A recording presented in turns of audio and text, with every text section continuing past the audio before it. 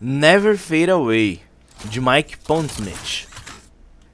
Sonorizado e traduzido. Uma produção Morte e Vida Punk. Ele está saindo do Hammer por volta da meia-noite e os percebe. 3 punks, moicanos brilhantes e pontudos, refletindo neons, vestidos em jaquetas de gola alta, usando cores de gangue. Yo, roqueiro! Um deles grita. Foi um bom show, música boa. Johnny Silverhand acena distraído. Fãs. Eles estão certos, foi um bom show. Poucas vezes tinha tocado tão bem, mas o show já tinha acabado. Eles começaram a andar em sua direção. Um balança uma garrafa. A iluminação revela tequila amarelada e oleosa, indo de lá para cá. Yo, Silver Rocker, ele diz. O menor dos 3, com o rosto marcado de tatuagens tribais africanas. Vem com a gente, bora dividir isso aqui. Um pagamento justo por um bom show, hein? Eles estavam se aproximando. Johnny empurra Out, sua namorada, para o seu lado ruim, aquele sem a mão. Hey, Ice Brothers! Ele diz, reconhecendo as cores de gangue usando um tom de voz lento. É uma boa oferta, mas foi um show longo. Já tô morrendo do jeito que eu tô. Noite que vem, pode ser? Eles já estavam quase colados nele. Ele deixa sua 9mm armas federadas X9 saltar do coldre de molas, segurando com a mão. Não deve ser nada, ele pensa. Noite que vem pode ser, diz o maior, entusiasticamente. Então eles atacam. Ficam borrados e tão rápidos. A X9 dispara no beco fechado. As balas cortam o ar, zunindo e ricocheteando, sem acertar ninguém. Um sneak é ouvido, enquanto o punk mais baixo levanta o braço. Luz refletindo nas lâminas em forma de punho que fingiam ser uma mão. Então um impacto excruciante ergue Johnny do chão.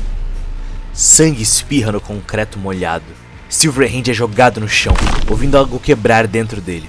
Seus olhos encaram o céu, sem cor e sem emoção. Os gritos aterrorizados de Out se desvanecem rapidamente na escuridão. De 100 por hora a 0 em menos de 10 segundos. Johnny acorda.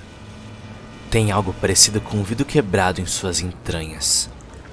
Fogo vermelho ofusca o frio azul neon. Ele se revira numa poça de algo pegajoso.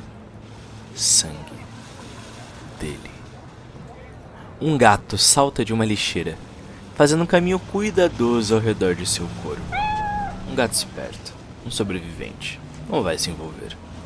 Seus olhos são como pequeninos LEDs vermelhos movendo-se pelo beco. Johnny assiste. Snob do caralho, ele pensa, e fecha os olhos. Atrás de suas pálpebras, dígitos vermelhos registravam debilmente seus últimos momentos. Seu relógio biológico estava em contagem regressiva. Carros passam na rua suja, molhada de chuva, atrás do beco. Uma ambulância da Trauma Team na distância, sirenes gritando. Mas não para ele. Já é o fim da linha para ele. Ele encara o liso e escuro teto da cidade.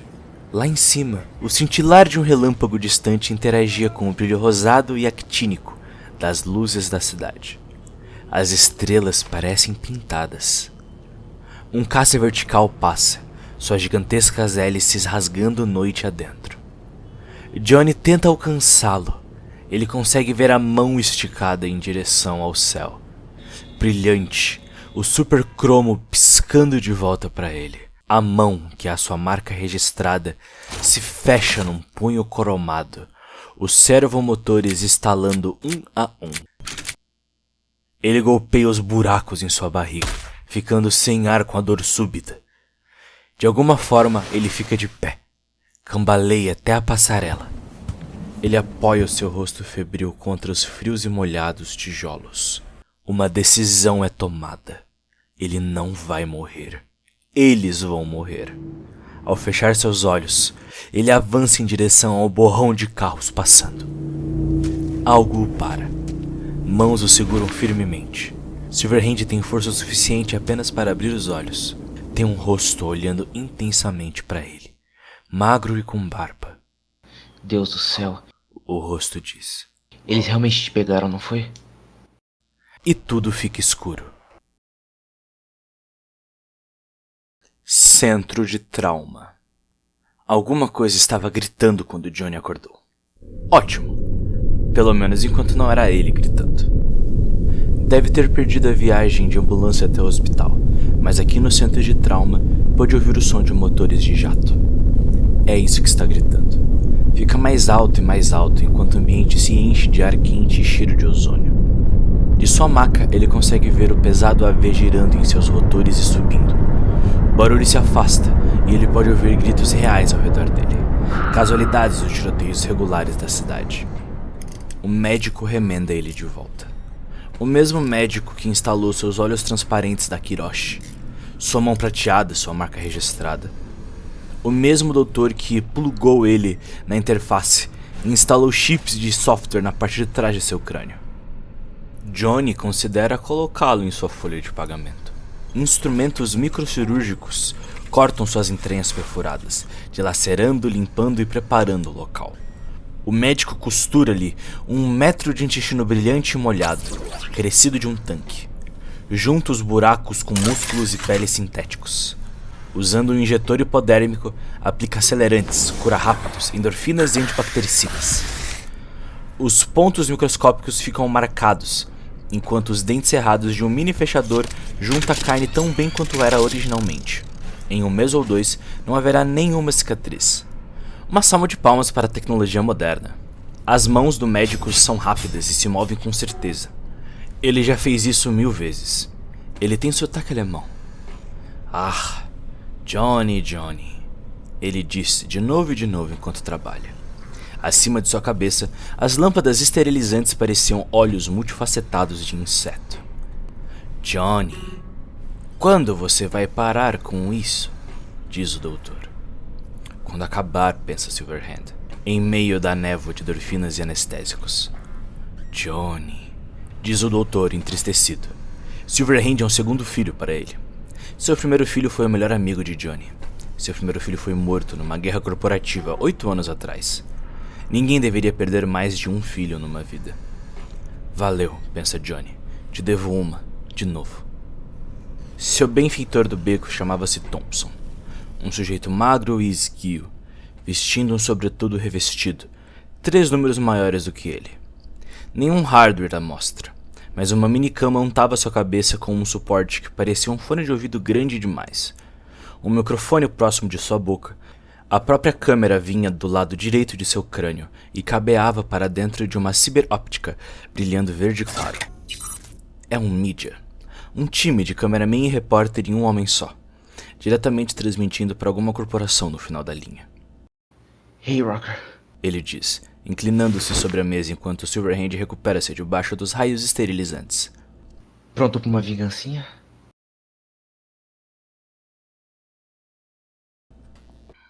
Dando nome aos bois.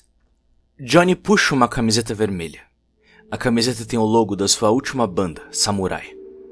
A camiseta esfrega por cima do ferimento recém-grampeado, levantando os curativos.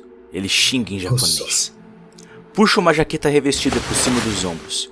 Puxa uma escopeta automática de sua cabeceira caindo aos pedaços, verificando o peso e a munição da arma. Ele a desliza cuidadosamente para dentro de um coldre embaixo de seu braço, já bem desgastado, por dentro da jaqueta. Enfia shurikens nos bolsos externos da jaqueta. Pega um pesado canhão de mão S e W e desliza para dentro do coldre das costas. Existe uma fúria por detrás dos olhos pálidos brilhantes. Então, ele diz. Me fala. Thompson encosta-se na parede, protegendo seu corpo perante a intensidade de Johnny. Ele sorri. Toma uma dose da tequila do Silverhand. Eles não queriam você, queriam ela. Uma extração, negócio padrão. Os olhos de Johnny estão vazios. Não me diga. Ele comenta sarcasticamente. Ele junta um punhado de cápsulas e começa a enfiar, carregar o pente vazio da SW. Apenas um tremor em sua mão, a mão de carne, traía qualquer emoção. Então, por que eles me atacariam? Ele pergunta. Você estava em casa. Diz Thompson. Piada velha. Ambos sorriem como tubarões amigáveis. Thompson para de sorrir. Eles queriam você zerado, pra que então parecesse o trabalho de uma gangue. Os caras veem o todo-poderoso Sr. John Silverhand passeando com sua input. Decidem cortar ele um pouquinho, você cai, eles agarram ela, eles desaparecem igual vapor. Realmente conveniente quando a polícia achar o corpo dela no beco. Mais ou menos uma semana depois. Eles teriam seus motivos. Vários motivos horríveis. Mas é só... seriam mais aqueles criminosos turbinados com alto poder de fogo. Não profissionais. E eram profissionais. Silverhand termina de carregar o segundo pente. Ele enfia o resto das cápsulas no bolso da jaqueta reforçada. Munição nunca é demais. É, profissionais. Repete Thompson. Devem ter pagado bem pra te fatiar, cara. Pelo menos 10 mil eurodólares de hardware naquela galera. A velocidade que eles te pegaram teve pelo menos uns 70% de aumento de reflexo. E aqueles eram cortadores customizados. O tipo que se esconde por dentro do punho. Esse hardware não é algo que você encontra pela rua. Você viu eles vindo pra cima de mim? Os olhos de Thompson estão frios como mármore. Poderia escrever o que quisesse neles. Acorda, diz ele irritado. Aqueles eram profissionais. Se eu interferisse, nós dois estaríamos mortos. Os olhos o avaliaram. Você esteve longe das ruas por tempo demais, Rocker. Você acha que todo mundo tem um bom agente, uns freelas cobrindo a bunda e um apartamento confortável que nem esse? Eu deixei acontecer porque eu sabia que ia levar pelo menos uns 5 minutos antes de você sangrar até morrer. Eu esperei eles irem embora e usei meu cartão da trauma. Há um longo silêncio. Então... Olha, Rocker. Você quer que sua culpa me mate? Ou quer pegar sua garota de volta? Então, me dá os nomes. Diz o Johnny. Ele se senta na beirada da cama, favorecendo seu lado grampeado. Alcança a tequila e toma uma dose. Boa notícia, má notícia. Diz Thompson. Ele desconecta a Cybercam de sua cabeça e a apoia na mesa entre eles. A única indicação de hardware é o conector craniano enxertado em sua têmpora direita. O link celular da câmera com a rede está desligado. Thompson diz. A boa notícia é que não é um dos caras realmente grandes, tipo Máquina Zero Business. Justo. Diz Silverhand, tomando mais um gole da garrafa. A má notícia é que... é a Arasaka. Jesus Cristo da Silva! Explode Johnny. A mão, descansando na beirada da mesa, convulsiona. Ouve-se o som de vidro quebrado e estilhaços voam em todas as direções. Sua input estava brincando com coisa perigosa, Rocker. Você sabia que ela trabalhava pra ITS, né? Né? E daí? Todo mundo tem que trabalhar em algum lugar. A Alt não falava muito do trabalho. Verdade. Mas sua Alt era a trilha-rede de estimação da ITS. Ela movia informações pra lá e pra cá na rede. E cuidava da segurança deles também. Fez vários softwares customizados, só pra eles. Pausa longa. Ela construiu o psicófago, você sabe. Ou talvez não saiba. Como você disse, ela não falava muito sobre trabalho. Johnny senta-se, encostando as costas no sofá. A garrafa no meio do caminho para seus lábios. Até mesmo o normalmente desconectado Silverhand já ouvira falar do psicófago. O lendário programa negro que suga a alma dos trilha-redes que são suas vítimas. Matador de almas. Soul Killer. Psicófago. Que piada. Psicófago é uma super-rotina de IA com alto consumo de memória, que pode rastrear a conexão de qualquer trilha-rede intruso mais rápido que um criminoso de rua inala suas drogas. Ele rasga o cérebro do ciberpirata com força brutal, recriando-o em uma matriz de armazenamento congelada dentro do servidor principal. O que dizem na rua é que o psicófago pode ser o mais próximo de inferno na Terra, o que nesses dias quer dizer muito. E Alt fez aquilo? Johnny reprime uma onda momentânea de repulsa, sobrepondo-se sobre os grandes olhos verdes de Alt e a sua juba desgrenhada. Não é à toa que ela não falava do trabalho. Ele diz finalmente. Eu estava seguindo ela, Rocker. Diz Thompson. Dizem que a Arasaka está trabalhando com sua própria versão do psicófago. Uma versão que poderia andar livremente pela rede, até chegar bem pertinho das pessoas que a Arasaka não gosta. Um programa negro assassino para uma empresa de segurança? Johnny está de pé, caminhando de um lado para o outro agora. Ele sabe para onde isso está indo e não gosta nem um pouco. Provavelmente acredita em Papai Noel também. Diz Thompson, bebendo o resto da garrafa. Sua Alt é o elo perdido. Eu imaginei que eles recrutariam ela mais cedo ou mais tarde. Fosse livremente ou à força, o código principal do psicófago está enterrado na cabeça dela em algum lugar. Então eu a segui. Valeu pela preocupação. Você não entende, Punk. Eu quero pegar a Saka. Eu quero muito os poderes deles. Eu arriscaria qualquer coisa, qualquer um, pra pegar eles. Até eu mesmo. Se eu tiver que transmitir a história na minha cova, eu farei. Eles são meus. Se você entrar no meu caminho, você é zerado. Se você vier comigo... Thompson deixou o restante no ar. Johnny para de andar.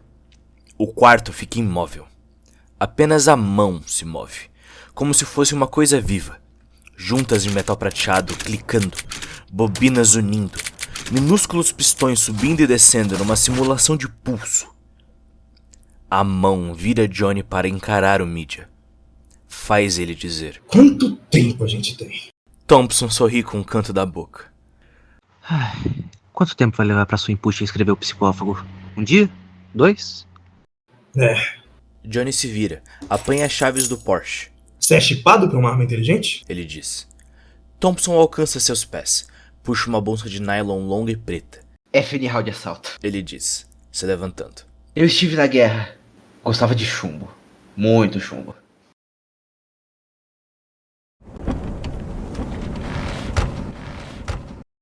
Chuva desce na frente do velocímetro. Uma parede de vidro e aço corporativo se ergue de cada lado enquanto eles entram no trânsito do centro da cidade. O Porsche assobia de leve no ar frio, seu motor de tchu-tchu acelerando contra a noite. Então, pra onde estamos indo, Rocker? Diz Thompson. Johnny range os dentes. Tem um favor que eu preciso cobrar. Ele diz.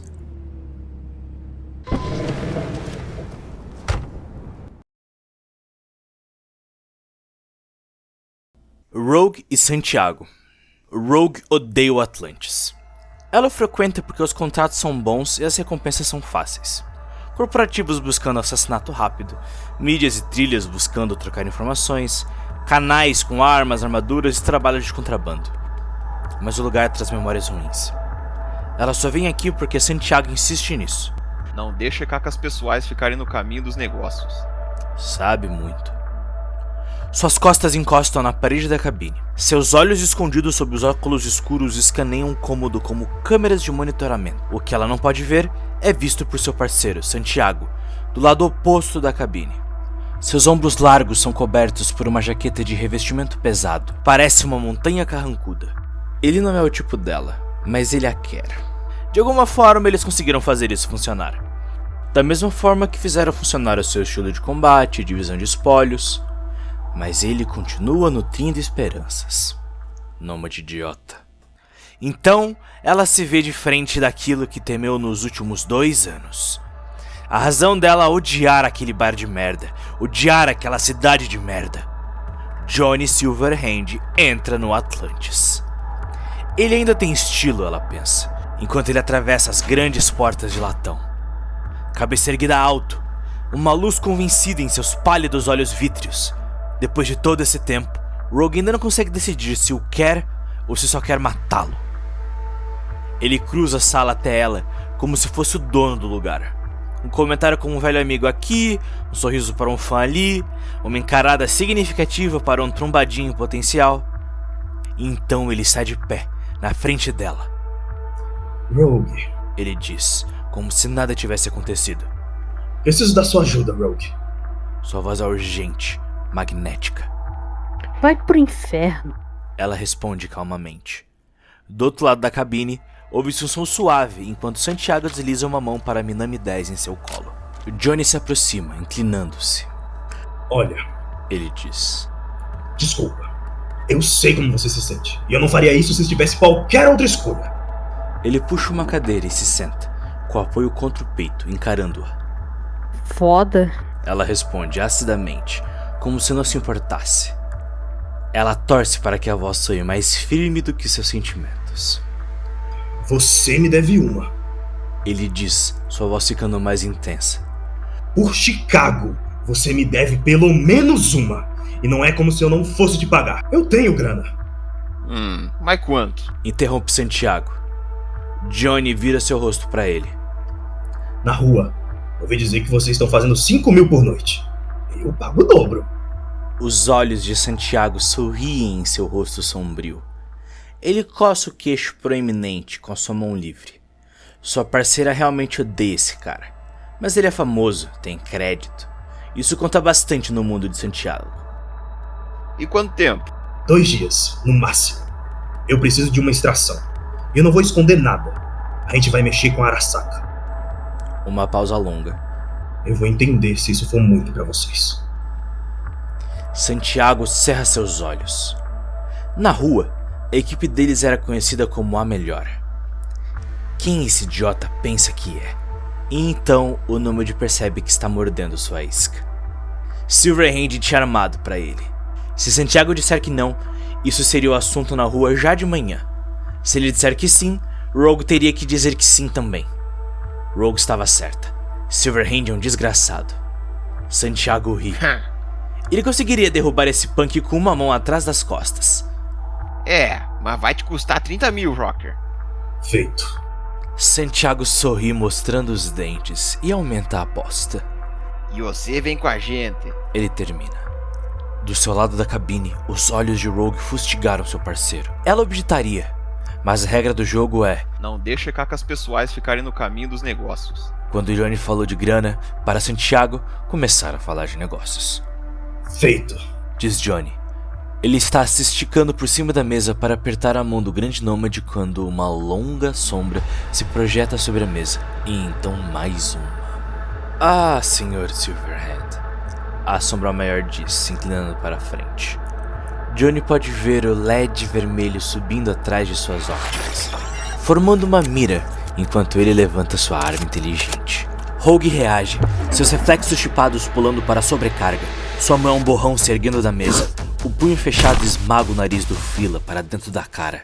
Está morto antes de cair no chão, mas os espasmos musculares apertam o gatilho da grande Mallory. Um boom ensurdecedor é ouvido no espaço pequeno, mas os reflexos turbinados de Johnny já o fizeram saltar por cima. Ouve-se um grito enquanto a bala atravessa a cabine, explodindo o peito de um corpo sentado do outro lado da parede fina.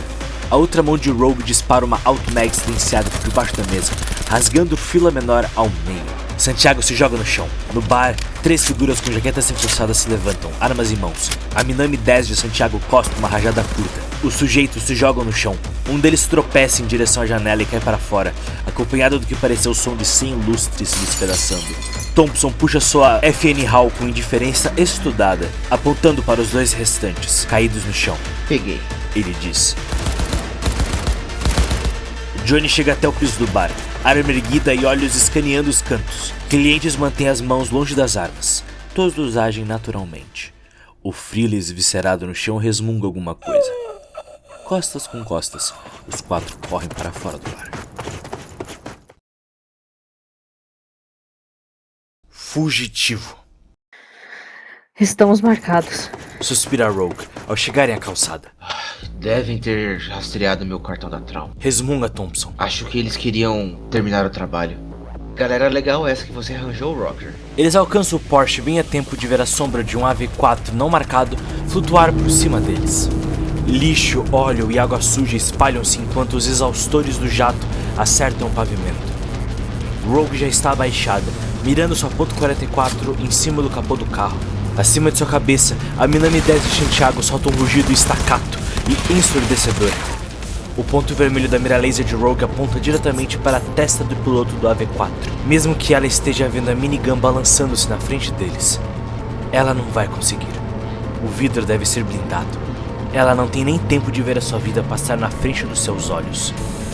Então o ponto vermelho é eclipsado por um gritante WOMP quando algo golpeia a frente do AV4. Toda a parte da frente da aeronave se inflama no inferno em câmera lenta. O cheiro rançoso de metal quente, plástico derretido e carne queimada se espalha enquanto o AV se inclina para o lado e cai ebriamente na rua. A bola de fogo ilumina a noite. Amo esses lança-granadas.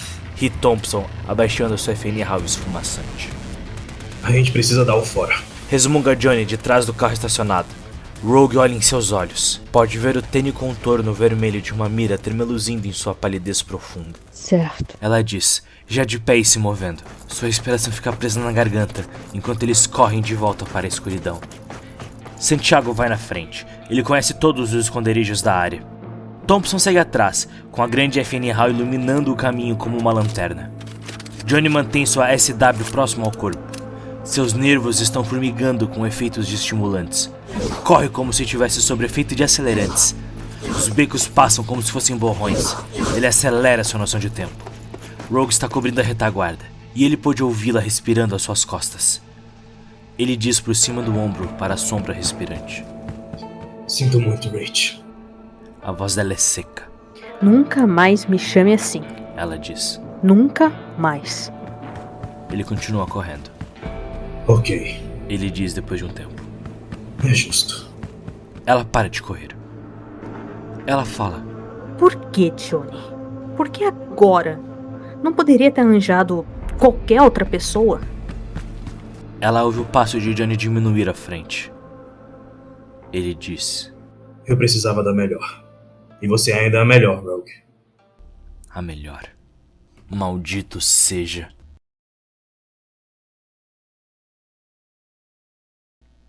Ouch. Ela acorda com a boca cheia de algodão. Ela é esperta o bastante para manter os seus olhos fechados, para abafar qualquer impulso de gritar. Garotos turbinados gostam quando você grita.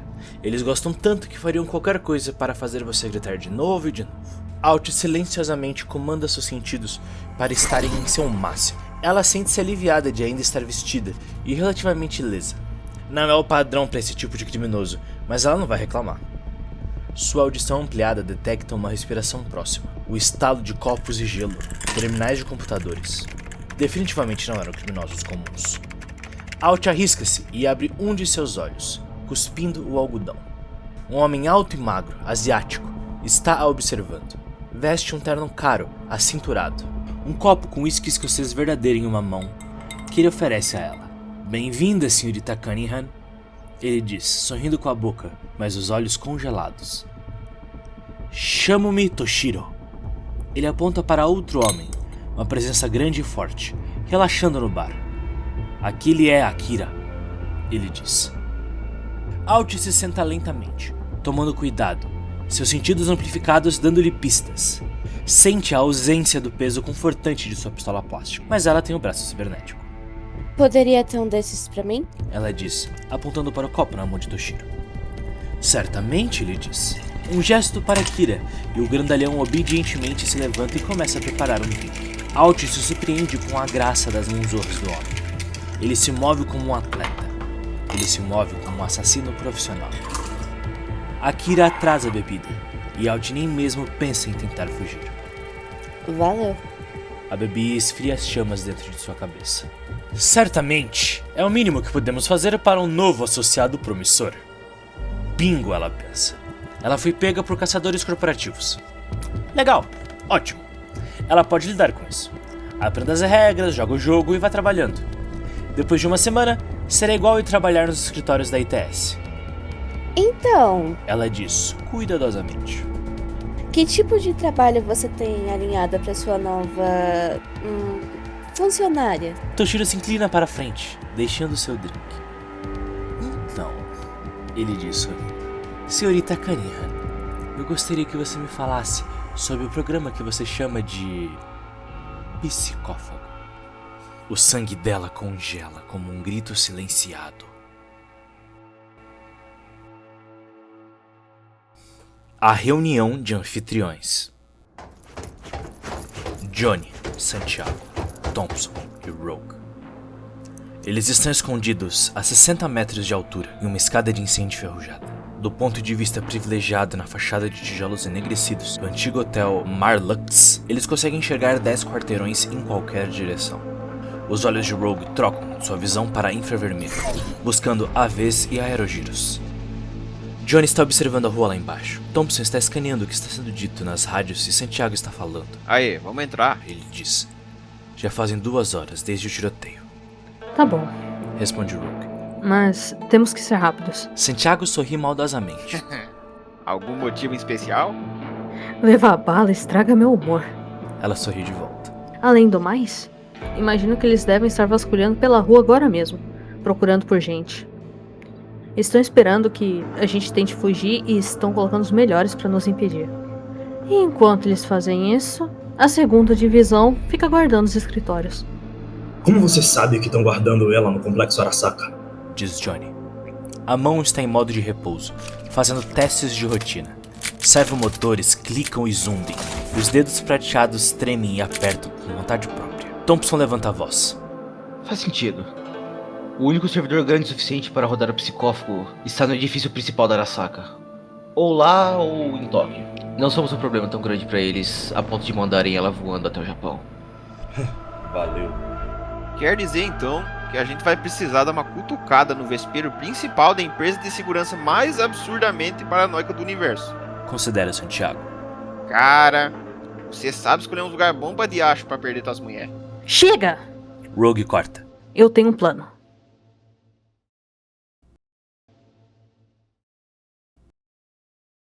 A música da interface. De cabeça na rede, Alt faz sua mágica. Eles a integram no servidor principal da Arasaka. Deram espaço para ela trabalhar, cercada por só 3 trilha-redes da Arasaka, que observam cada movimento dela. Seu corpo jaz em estado de comatose em uma maca anatômica conectada por cabos a um cybermodem. Ela baixa subrrotinas, processos compiladores, familiariza-se com as CPUs. Usando sua memória e algumas notas, ela está recriando o psicófago, o devorador de mentes. O psicófago é um programa estacionário, trancado a uma parte da arquitetura do sistema. O desafio imposto por Toshiro era dar-lhe movimento, a habilidade de navegar pela rede de forma independente. É um problema sutil. Dados de navegação e subrrotinas de decisão consomem quantidades enormes de memória. A razão de programas livres e andarilhos terem um escopo tão limitado. O psicófago já consumia muitos megabytes. Torná-lo um livre andarilho exigiria mais memória do que qualquer computador normal poderia aguentar. O problema excita seu profissionalismo, mesmo que a criação revolte sua humanidade. Deus, eles a conheciam tão bem. O psicófago original começou como uma matriz para conter personalidades artificiais. Ela estudou o conceito, desenvolveu os parâmetros para a criação de uma matriz de armazenamento. Ela ficou fascinada e estupefata ao descobrir que a mesma matriz poderia conter engramas vivos. Era possível transferi-los de computadores para corpos e vice-versa. Era imortalidade. A ITS tirou isso dela para construírem um assassino. E ela não soube como pará-los. Agora, Alt confronta suas opções. Se ela não construir o monstro da Arasaka, eles vão torturá-la ou matá-la. Se ela construir esse horror, a manterão viva. Mas uma vez que esteja pronto, colocarão ela lá dentro.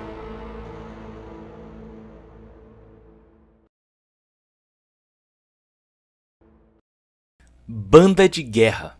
Um plano depende de elementos estranhos. Rogue deixa o esconderijo do motel às 9. Ela se move rápido, carregando pouca coisa, indo de lugar em lugar. Aqui, ela pega 2 kg de explosivo plástico. Ali, granadas de luz, temporizadores e fios de disparo. Santiago cobre suas costas. Ele pega mais explosivos, um cyberdeck de combate e um grande e pesado rifle de sniper preto. Johnny está no telefone, acionando seus contatos. Conseguiu arrumar companheiros de banda de várias partes da cidade, cuidadosamente esquivando-se de grampos telefônicos, perseguidores e bisbilhoteiros. Ele escolhe a hora e o local em que o show vai rolar. Thompson está na rua, trabalhando duro. Um telefonema aqui, uma dica para os grita-anúncios ali, um canal consegue uma grana por fora e passa a palavra adiante. Às 10 da manhã, a rua já sabe que vai rolar uma festa. Ao meio-dia, todo mundo da rua já sabe, a banda é a Samurai. A hora é ao pôr do sol e vai ter Open de Smash. À 1 da tarde, a rua já sabe que a festa acontecerá num canto da cidade, no Parque Industrial. O complexo de escritórios de 22 andares da Arasaka fica em frente ao Parque Industrial. Como uma coisa única e faminta, a multidão converge.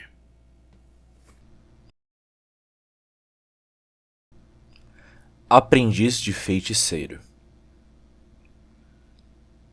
7h29 da tarde. O construto retorcido gira, um pilar ardente de fogo branco, chovendo faíscas em estrelas. Uma cadeia de DNA brilhante rodopia e toma forma na realidade construída pela interface, erguendo-se sobre ela, pairando como o próprio medo, deslumbrante, exala o aroma palpável do terror. Fala com uma voz cristalina, E por um instante, Alt fica sem fôlego diante de sua beleza perfeita e assassina. Eu sou, canta triunfantemente pelas estrelas vazias. Eu sou o seu controle. Alt responde. Você seguirá meus comandos. Há um fio de hesitação em sua voz. Como sempre, ele diz. Como se dúvidas nunca estivessem existido no universo. Qual a sua tarefa, senhora? Alt solta um longo e exaurido suspiro. Ela conseguiu sobrescrever o controle, sem seus supervisores notarem. Agora ela tem uma chance. Eu quero que você faça o seguinte. Ela começou. Festa brutal. Seishu Harada é o segundo em comando da segurança no Complexo Arasaka, no Parque Industrial. Seishu está com medo. Desde o começo da tarde, pessoas derramaram-se no grande parque gramado que fica em frente ao seu posto de guarda. No começo era apenas uma goteira, então um fio d'água, então uma torrente. Ele não entendia. Não faziam coisas assim em Tóquio. Em Tóquio, as pessoas são consistentes. Elas fazem sentido. Aqui, pessoas são animais. Ele pensa em chamar a polícia da cidade, mas isso não seria bom para Arasaka. A maior corporação de segurança do mundo pedindo ajuda? Horrível para a reputação. Mas lá estavam, 6.000 pessoas espremidas na frente dele. Num palco improvisado, agindo como se fosse invulnerável, desfilava Johnny Silverhand, empolgando o público. Seishu o quer ele morto. Mas Silverhand poderia estar na própria lua até onde a Arasaka se importa.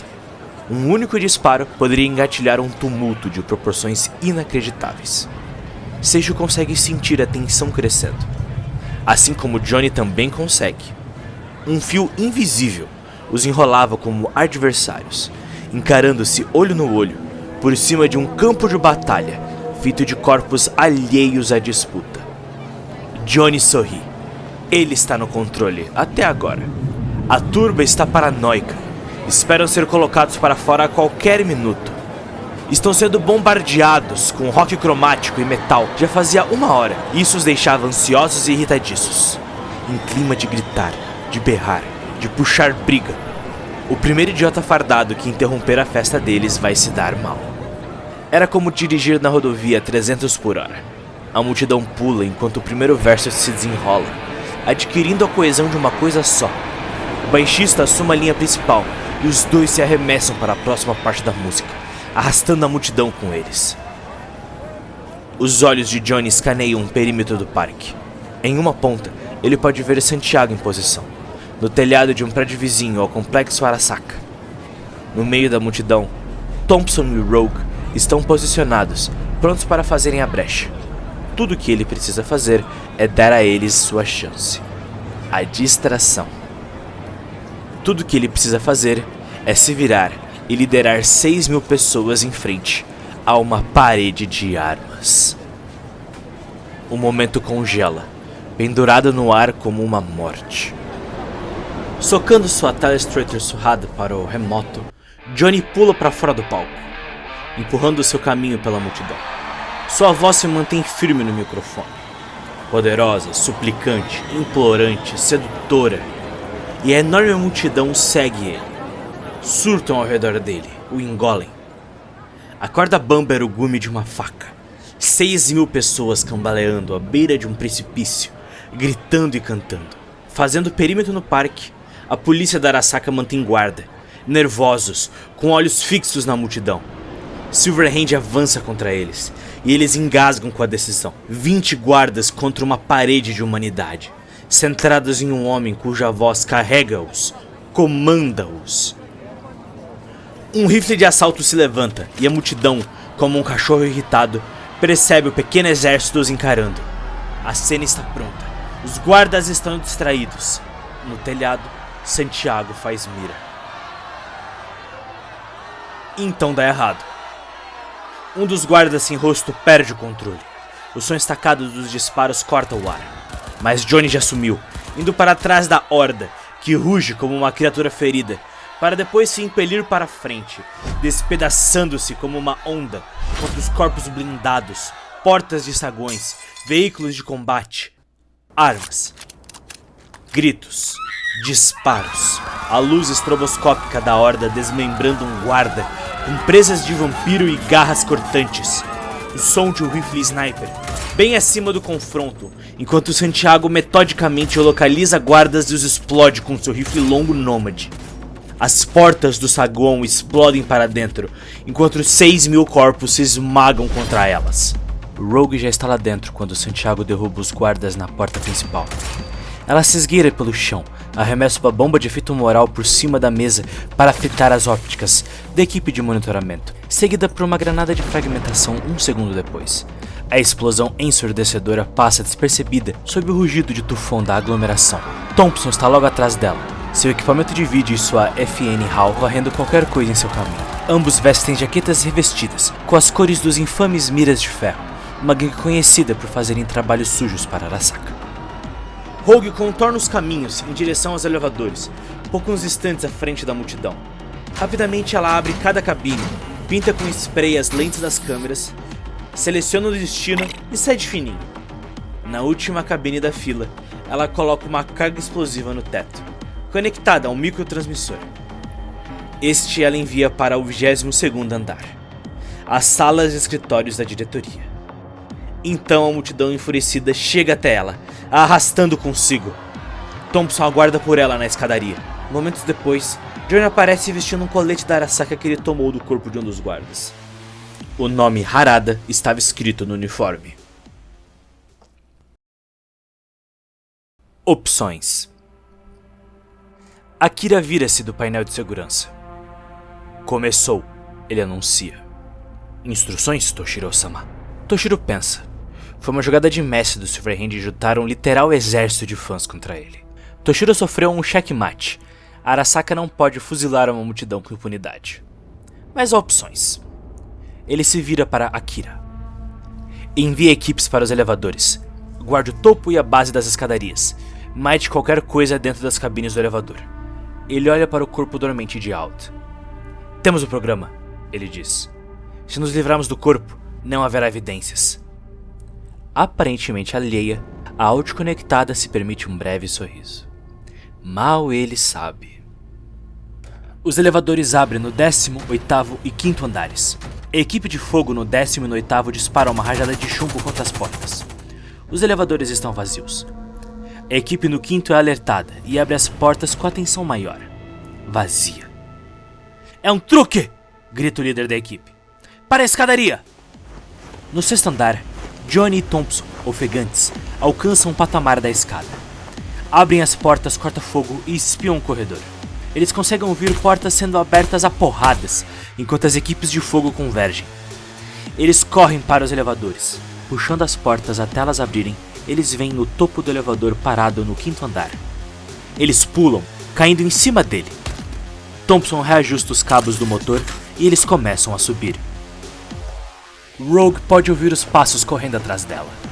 Ela para em sua posição privilegiada no 7º andar e dispara uma rajada rápida da escadaria abaixo. Quanto tempo? Ela pensa. Avaliando a respiração e o ritmo das botas pesadas, marca 6 segundos no temporizador e sai rolando pela porta corta-fogo no 7º andar. Ela está no meio do salão quando a primeira carga explode, colapsando a escadaria nela mesma e enterrando as equipes de fogo que a perseguiam. Empurrando as portas do elevador com a coronha de sua arma, ela salta para dentro da cabine que está subindo. Segure-a! Diz Toshiro. Através da interface, Alt tem um sentimento vago de estar sendo pressionada contra a maca pelas mãos de Akira. Ela sente enquanto os técnicos removem as guardas dos conectores e seguram seus pulsos. O programa pode ser rodado? Demanda Toshiro. Seus trilha-redes assentem. Em defesa sob a interface, Alt pode apenas sentir Toshiro conectando-se no cyberdeck, comandando-o para ativar. E a mente dela é arrancada. O elevador sobe, o eco reverberando pelo poço. Eles ouvem explosões, o som de pessoas correndo, o martelar de metralhadoras disparando. Eles passam pelas carcaças fumegantes das cabines nos andares 10 e 18. No 20º andar, o elevador começa a diminuir velocidade. Logo acima deles, podem ver a parte inferior do elevador no 22º andar. Protejam-se! Grita Rogue. Ela aperta o botão do transmissor em seu colarinho e o mundo parece explodir.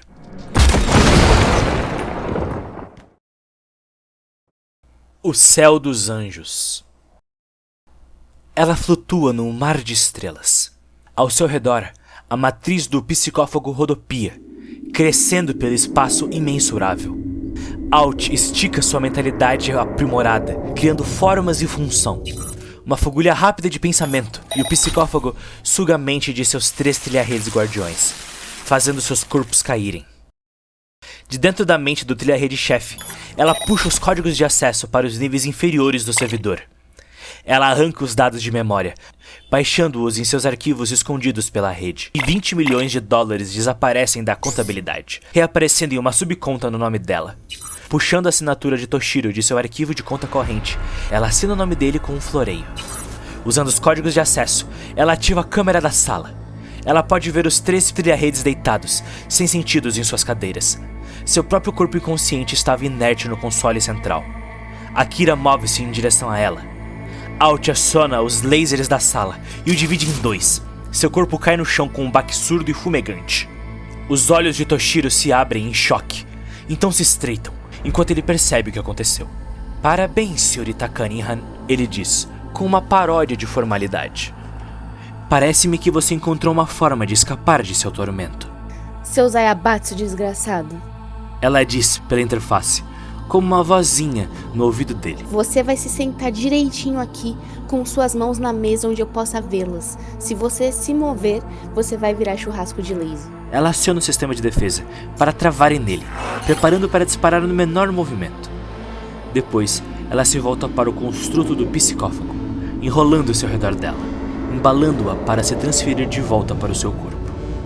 A sala estremece, sacode, quando 2 quilos de explosivo plástico atravessam o teto do elevador, criando uma bola de fogo. Os lasers disparam selvagemente, espalhando um brilho de luz rubi em todas as direções.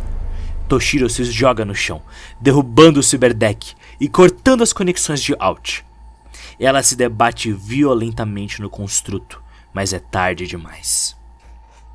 3 figuras avançam para dentro da sala, armas inteligentes disparando contra a bagunça. Infravermelho desligado, visão ampliada ligada. Johnny encontra o corpo de Alt ainda inerte na maca. Ele se debruça sobre ela, tomando-a nos braços, tremendo.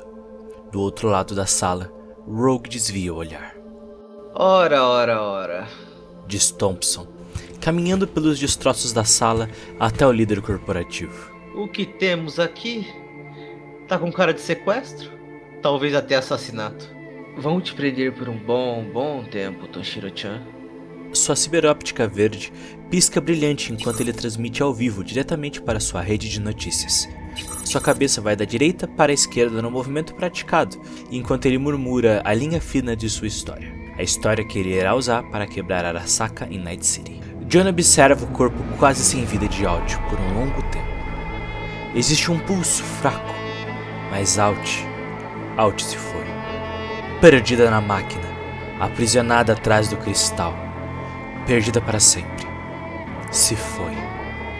Ele se ergue para longe da maca. Corta a transmissão. Ele diz para Thompson. A ciberóptica verde se apaga. Os olhos do próprio Silverhand são pérolas brancas vazias. A mão convulsiona de raiva do seu lado, agarrando a SW que estava em seu coldre de cintura. Os dedos metálicos se encaixam na coronha, estalando ao longo da empunhadura parquerizada. Ele só não liga mais. Ele está morto por dentro. Para o inferno com isso. Silverhand ergue a grande arma preta. Um ponto vermelho aparece na testa de Toshiro. Bang, Diz Johnny. A mão convulsiona. Bang, diz a arma. Silverhand se vira para carregar o corpo dela, ainda quente em seus braços. Atrás da parede de monitores, uma Alt desencarnada grita para ele. Mas ele não a ouve enquanto vai embora.